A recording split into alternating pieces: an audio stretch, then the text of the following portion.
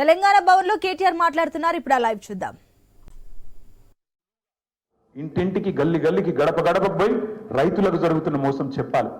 ఎట్లా రేవంత్ రెడ్డి ప్రభుత్వం ఒక్కొక్క ఎకరానికి 17,500 రూపాయలు రైతులకు బాకీ ఉన్నదో బరాబర్ చెప్పాలి. 2 సార్లు అసలు రేవంత్ రెడ్డి ప్రభుత్వం వచ్చిన తర్వాత ఒక్క రూపాయి కూడా రైతు బంధు ఇయ్యలే, ఒక్క పైసా కూడా ఇయ్యలే. అది వరకు హరీష్ రావు గారు ఫైనాన్స్ మినిస్టర్గా మొత్తం మనం పైసా కూడబెట్టి ఎన్నికలకు ముందు రైతు బంధు ఇద్దామని చెప్పి 7,600 మనం ఖజానాలో పెడితే ఉత్తరం రాసి ఆపిండు రేవంత్ రెడ్డి. ఎలక్షన్ కమిషన్ కు ఉత్తరం రాసిండు, రైతు బంధు ఇస్తే ఓట్లు ప్రభావితం అయితే ఇయ్యద్దు అని. అప్పుడు ఎలక్షన్ కమిషన్ ఆపింది. అదే పైసలు మనం కూడబెట్టిన పైసలు, మన ప్రభుత్వంలో మనం ట్రెజరీలో పెట్టిన పైసలు 4 నెలలు సతాయించి నాట్లు వేసేటప్పుడు పడాల్సిన పైసలు ఓట్లు వేసేటప్పుడు వేసిండు ఎలక్షన్లలో. అది తప్ప ఒక్క రూపాయి కూడా రైతుకి ఇచ్చింది లేదు. ఇక రుణమాఫీ విషయం మీకు తెలుసు. రుణమాఫీ అంత మోసం. ప్రతి దేవుని మీద ఓట్లు పెట్టిండు, కనబడ్డ దేవుళ్ళందరి మీద ఓట్లు పెట్టిండు, కానీ ఇంతవరకు రుణమాఫీ కాలే. మొన్న అసెంబ్లీలో అడిగిన నేను, పోదాంపా మరి మీకు కొండారెడ్డిపల్లె పోదామా, కొడంగల్ పోదామా, ఒక్క దగ్గర నన్న 100% రుణమాఫీ అయిందని చెప్పి రైతులు చెప్తే రాజకీయ సన్యాసం తీసుకొని రాజీనామా చేసి ఆడికెళ్ళి పోతామని చెప్పినాం. కానీ కుయ్యలేదు కయ్యలేదు. ఎందుకంటే ఆయనకు కూడా తెలుసు, పోని పాపం ఆ పార్టీలకు అబద్ధాలు చెప్పుట్ల ట్రైనింగ్ అన్న చక్కగా ఇచ్చినట్టు అది కూడా ఇవ్వలేదు. ఒక ఎమ్మెల్యే లేచిండు పెద్దపల్లి, ఆయన లేచి మీరు రాండ్రి ఇప్పుడే పోదాం, మా పెద్దపల్లిలో 60% 70% అయిందని చెప్పిండు. మేము చెప్పింది గదేరా నాయన, మొత్తం కాలేదు, గిదేమేం చెప్పింది మీ ముఖ్యమంత్రి 100 అంటుడు, నువ్వు 60 అంటూ నువ్వు కింద పోతే చారాన కాలే, సిగ్గు లేకుండా మాట్లాడుతుండే మళ్ళీ సపరేట్గా నోరు మూసుకొని కూర్చున్నారు. ఇక ఈ మోసం చెప్పాలి. రుణమాఫీ ఏమైంది, రైతు భరోసా ఏమైంది, కౌలు రైతులను కలవరిచ్చినప్పుడు కౌలు రైతులు 22 లక్షల మందికి ఉత్తరం రాస్తున్నా, కేసీఆర్ ఇస్తలేడు మీకు, నేను ఇస్తా అన్నావు, ఏమైంది అని అడగాలి. ఇది మర్చిపోని కేసు. ఈ కేసు నేను కొట్లాడతా, మనకు మంచి లాయర్లు ఉన్నారు, జోర్దార్ లీగల్ సెల్ ఉన్నది. ఆ కేసు సంగతి మేము చూసుకుంటాం. మీరు దాని గురించి మర్చిపోండి, దాని గురించి ఆందోళన చేయాల్సిన అవసరమో బాధపడాల్సిన అవసరమో లేనే లేదు. మీరు చేయవలసింది, మనం చేయవలసింది బీఆర్ఎస్ పార్టీగా తెలంగాణ ప్రజలకు ఒక రక్షణ కవచం లాగా నిలబడి ఈ సంవత్సరం మొత్తం ఈ మోసపూరిత కాంగ్రెస్ ప్రభుత్వం యొక్క భరతం పట్టే విధంగా ముందుకు పోదాం. కౌలు రైతుల గురించి మాట్లాడదాం, రైతు కూలీల గురించి మాట్లాడదాం, రైతన్నలకు జరుగుతున్న మోసం, రైతు భరోసా విషయంలో 15,000 అని చెప్పి వరంగల్లో రైతు డిక్లరేషన్ అని చెప్పి నువ్వు చెప్తే నమ్ముతలేరని చెప్పి రాహుల్ గాంధీని తీసుకొచ్చి, ప్రియాంక గాంధీని తీసుకొచ్చి వాళ్ళ నోటమ్మడ కూడా అబద్ధాలు చెప్పించి ఇవాళ గొంతు కోసినావు కదా రైతులది. దాని గురించి మాట్లాడదాం. ఉద్యోగస్తులకు ఇవాళ భూమితోని సంబంధం కట్ చేస్తున్నావు. ఉద్యోగస్తుడైతే ఆయన కట్ చేయన్న వెంటనే రైతు బంధు. ఆయన మరి రైతు బిడ్డ కాదా? రైతు బిడ్డకు రైతుతోని భూమితో సంబంధం కట్ చేస్తావా? వాళ్ళ అమ్మనో నాయననో చేస్తున్నారు వ్యవసాయం, నీకేం వచ్చింది? కట్ చేస్తా అంటాడు. రుణమాఫీ ఇవాళ ఎక్కడ కూడా ఏ ఊరికన్నా పోదాం, చారాననో 30 పైసలు అయింది, ఇంకా 70 పైసలు బాకీ ఉన్నాడు, చేస్తలేడు. అందులో కూడా మళ్ళీ కటింగ్లు పెడుతున్నాడు.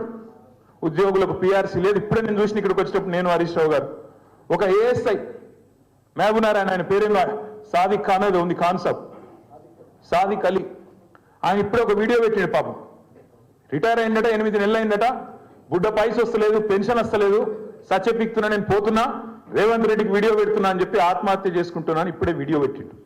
ఒక ఇట్లాంటి పరిస్థితి ఇలా పెన్షనర్ల పరిస్థితి గది, ఉద్యోగుల పరిస్థితి గిది. మళ్ళా ఇవాళ అన్ని ఉండగానట మీదికెళ్ళి ఒక్క అమలు చేసింది లేదు ఒక్క హామీ. ఇప్పుడు హరీష్ రావు గారు ఒక మంచి మాట చెప్పినారు, అప్పులు అప్పులు అప్పులు అని తప్పుడు కూతలు కూర్చుండు. ఒక గది చెప్దాం.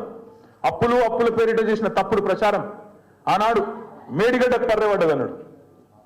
మేడిగడ్డకు పర్రె నేను మొన్న చెప్పినా మళ్ళీ చెప్తున్నా. మేడిగడ్డ ఈరోజు ఒక పెద్ద భూకంపం వస్తే కూడా తట్టుకొని బ్రహ్మాండంగా నిలబడ్డది. 28 లక్షల క్యూసెక్కుల వరద వస్తే కూడా తట్టుకొని నిలబడ్డది.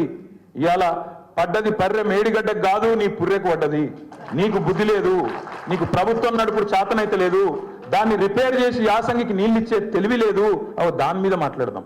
యాసంగి పంటకు రైతులకు చివరికి అటు కిందికి కోదాడకు, సూర్యాపేటకు, తుంగతుర్తికి, మా డోర్నకల్కు అక్కడికి నీళ్ళు వస్తలేవన్న మాట గది మాట్లాడదాం. అంతేగాని ఈ కేసు, దీని గురించి ఏందో ఆందోళన, దీని గురించి ఇబ్బంది ఏమీ లేదు. బ్రహ్మాండంగా కొట్లాడదాం, సుప్రీంకోర్టుకు పోదాం, ఇంకో కోర్టుకు పోదాం. మనం తప్పు చేయలేదు. తప్పు చేయనప్పుడు ఎవ్వడికి భయపడే అవసరం లేదు. బరాబర్ న్యాయ పోరాటం చేద్దాం. హైదరాబాద్ ప్రతిష్ట పెంచడానికి, తెలంగాణ ప్రతిష్ట అంతర్జాతీయంగా ఇనుమడింపజేయడానికి ప్రయత్నం చేసినాం తప్ప ఒక రూపాయో 1/2 పైసనో ఇందులో అవినీతి లేనే లేదు. కాబట్టి ఎవరు ఏమన్నా మీరు పట్టించుకునే అక్కర్లేదు.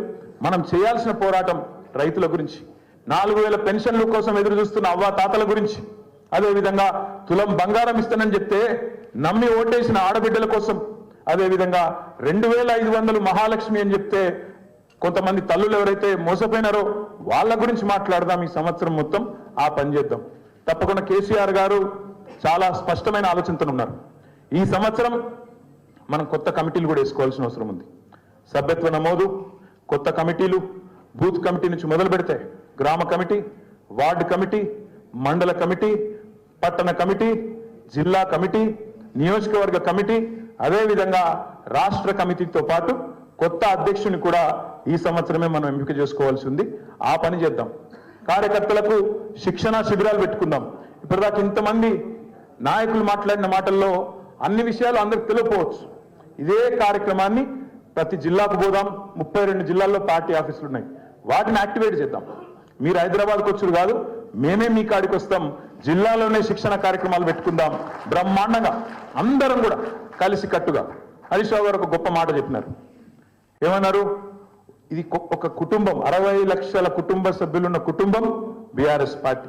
కాబట్టి ఒకరికి కష్టం వచ్చినా అందరం కూడా, ఒక కాకికి కష్టం వస్తే 10 కాకులు ఎట్లా చేస్తే వాళ్తాయో అట్లే 60 లక్షల మంది కుటుంబ సభ్యులున్న ఈ పార్టీని ఒకరికొకరం అండగా ఉంటూ కాపాడుకుందాం. తెలంగాణ ప్రయోజనాల కోసం, మన కోసం కాదు, తెలంగాణ బాగుండాలని కోరుకునే పార్టీ, తెలంగాణ కోసమే పుట్టిన పార్టీ, తెలంగాణ ప్రయోజనాలే పరమావిధిగా పనిచేసే పార్టీ. ఇవాళ ఉన్న ముఖ్యమంత్రి గారికి తెలంగాణలో ఇబ్బంది అనిపిస్తుందట. ఆయనకు ఉమ్మడి రాష్ట్రంలోనే బాగుండే, తెలంగాణలో బాగలేదు అని ముఖ్యమంత్రికి అనిపిస్తుందట. ఇది మన కర్మ. అందుకే తప్పకుండా 100కు 100% పూర్తి స్థాయిలో సబితా ఇంద్రారెడ్డి గారు చెప్పినట్టు ఒక్కొక్కరం ఒక కేసీఆర్ లాగా కొట్లాడదాం, గ్రామ గ్రామాన కథానాయకులను సృష్టిద్దాం. అద్భుతంగా ఈ సంవత్సరం పోరాట నామ సంవత్సరంగా ముందుకు పోదామని చెప్పి తెలియజేసుకుంటూ మళ్ళొక్కసారి మీ అందరికీ హృదయపూర్వకంగా ధన్యవాదాలు, నమస్కారాలు. జై తెలంగాణ, జై కేసీఆర్. Thank you.